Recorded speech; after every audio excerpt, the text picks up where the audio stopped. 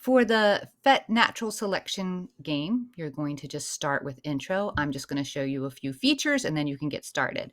So you'll start with one white bunny and go ahead and add a mate. And now they'll start multiplying as bunnies do. If you don't add any other DNA or genes to the gene pool, you'll just keep getting white bunnies, as you can see here.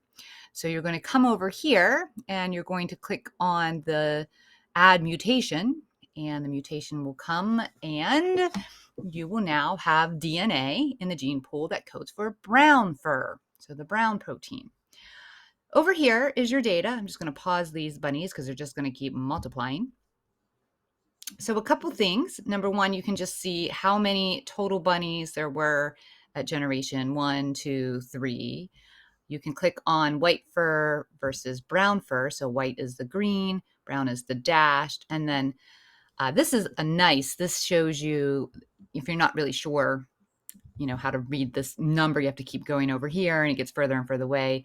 This data probe is really nice. So at generation 3, when I line this up, I have 18 total in the bunny population.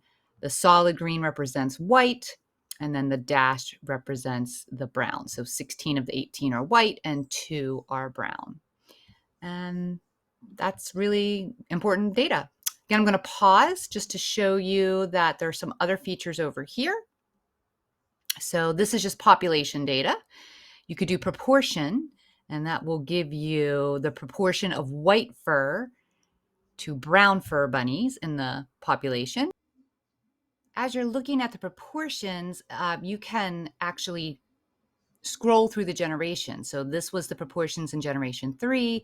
If you go back to generation 2, they were the same. If you go back to generation 1, if you look at that, generation 1 again was 100% of the bunnies were white, and then 0% were brown. And then you can start to see the changes through the generations.